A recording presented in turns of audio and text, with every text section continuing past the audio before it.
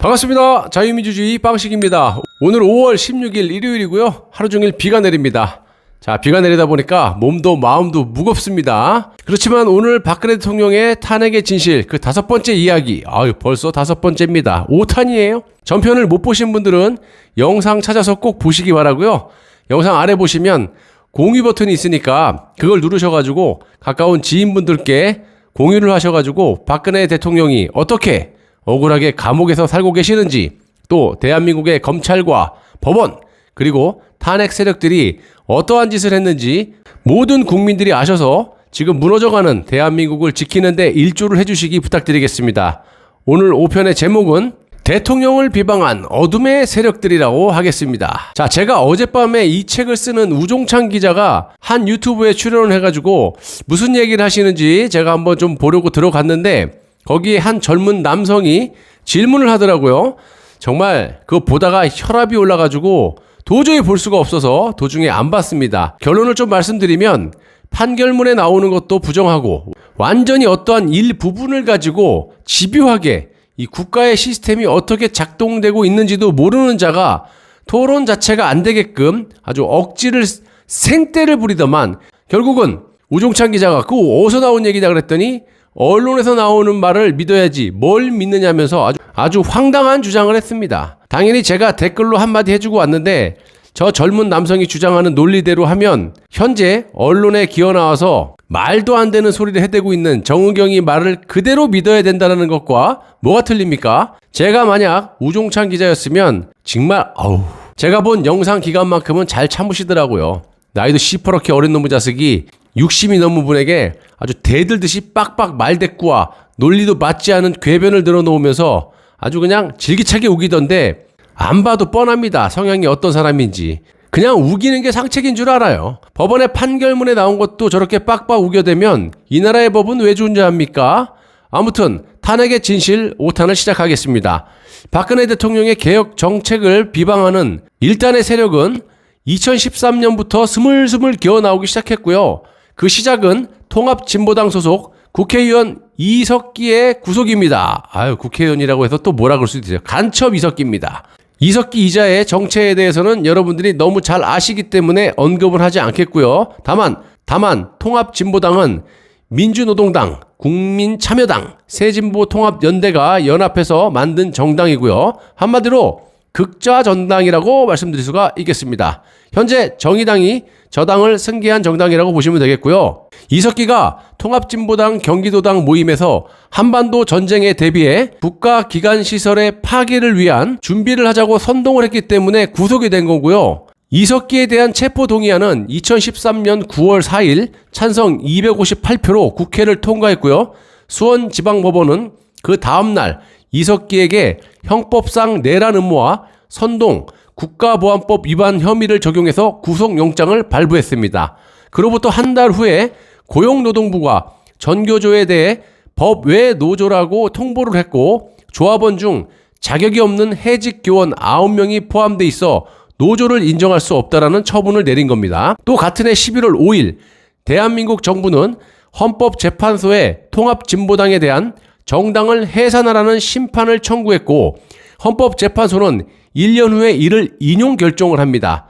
대법원은 이석기에게 징역 9년과 자격정지 7년을 선고한 원심을 확정합니다. 자, 교육부가 2015년 10월 중학교, 고등학교의 역사 교과서에 국정화 방침을 발표하고 교학사에서 출간한 한국사 교과서 내용 중에 상당수가 이념 편향 논란을 일으킨 것은 물론 내용 자체에도 오류가 많아 교과서로 부적합하다는 비판이 제기됐기 때문입니다. 자, 요즘도 보시면 서울시 교육감 조희연이 초중고등학생들에게 북한의 주체 사상을 머릿속에 심어놓기 위해서 책을 뿌려대고 있는데, 공수처는 해직 교사에 대한 곁가지 수사하지 말고 당장 수사 방향을 틀어서 조희연 교육감을 국가보안법 위반으로 수사를 해야 된다고 촉구하는 바입니다. 자, 이처럼 왜곡된 역사를 바로잡기 위해서 박근혜 대통령이 강력하게 추진한 대북 정책은 북한을 추종하는 주사파 세력들에게는 아주 큰 위협이었고요. 그 중에 하나가 개성공단 폐쇄였습니다. 그러니까 주사파들이 정권을 틀어지고 죄 없는 박 대통령을 온갖 조작 날조 수사로 감옥에 넣은 거라고 생각을 하고요. 북한은 개성공단을 통해서 총 6,160억 원의 현금을 확보했고 이 돈은 핵무기와 장거리 미사일 개발에 사용됐습니다. 박 대통령은 국민의 생명과 재산을 지키기 위해서 개성공단 폐쇄라는 결정을 내립니다. 자, 피해가 좀 있다 하더라도 박 대통령처럼 국민의 생명을 최우선으로 해야 되는 게 맞지 않습니까? 그래서 손해를 좀 보더라도 핵무기 개발에 쓰이는 돈은 잘 막았다라고 생각을 하고 있고요. 자, 정말 웃긴 게 당시 한겨레 신문이 황당한 보도를 합니다. 개성공단 폐쇄가 최소원의 작품이라고 보도를 했다가 나중에 최소원과 무관하다라는 사실을 확인하고 정정하는 짓거리까지 한 겁니다. 정말 이거는 사람 패놓고 실수야? 몰랐어? 미안해? 야, 이건 뭐 하나부터 열까지 이런 식이에요. 또 북한 인권법 시행인데요. 북한 인권법은 2005년에 처음 발의가 됐으나 11년 동안 빛을 보지 못하다가 박근혜 정부에서 처음 시행이 됐고 시행 하루를 앞두고 2016년 9월 3일 열린 청와대 수석 비서관 회의에서 박근혜 대통령은 이렇게 말을 합니다. 이제 9월 4일이면 북한 인권법이 본격적으로 시행될 예정입니다. 정부는 북한 주민에게 자유와 존엄을 누리며 살 수 있는 삶에 대한 희망의 메시지를 전해나갈 겁니다. 북한 인권법은 북한 주민의 인권 보호를 위해서 북한 인권기록센터와 북한 인권재단을 설치 운영해서 북한에서 벌어지는 인권 유린을 체계적으로 기록하는 그런 것을 핵심으로 하고 있다는 겁니다. 자유민주주의 체제의 대통령이라면 기본적으로 이 정도는 돼야 되는 거 아닙니까? 그런데 문재인은 어떻습니까?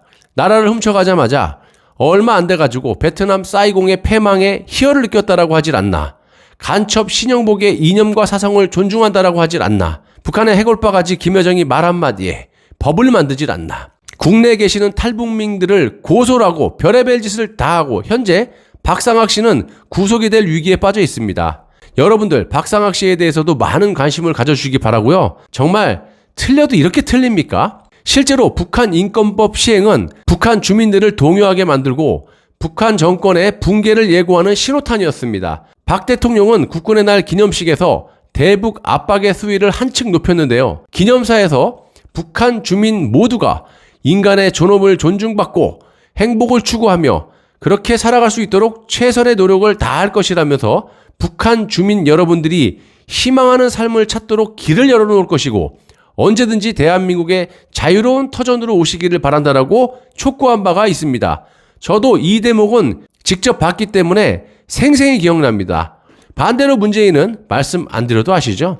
북한과 친해져야 되는데 이에 반하는 짓거리를 하는 자들은 엄중 처벌하겠다라고 국민에게 협박을 하고 자빠졌어요. 실제로 막 구속을 시키려고 하고 있지 않습니까? 박상학 씨를. 자, 여러분 비교를 할 필요가 없는 거고요. 지금 현실이 어떻습니까? 이게 자유민주주의 체제의 국가라고 생각들 하십니까? 정말 우리가 숨만 쉬고 있지 이게 사는 거예요? 인간이라면 그간 4년간 국가를 이 모양 이 꼴로 만들어 놓고 국민의 삶이 이 모양 이 꼴이 됐는데도 아직까지 단 한마디의 사죄도 없이 지 잘난 맛에 살고 있고요. 주둥이를 놀리고 자빠졌습니다. 깨어있는 보수 애국 시민들 말고는 대다수의 국민들의 수준이 정말로 북한의 인민들밖에 안 되는 겁니까? 정말 우려스럽고요. 우리라도 정신 바짝 차려서 박근혜 전 대통령의 부당한 징역살이와 업적 그리고 명예를 되찾아 드려야 된다고 생각합니다. 매우 중요한 것은 하루빨리 석방이 되셔서 이 여야 정치인들과 전 언론사들 우리 보수 애국 시민들만 빼고 내각제 개헌을 하려고 합니다. 이걸 막기 위해서는 꼭 박근혜 대통령이 필요합니다. 그리고 윤석열의 조작 날조 수사도 분명히 진실을 밝혀야 되고요.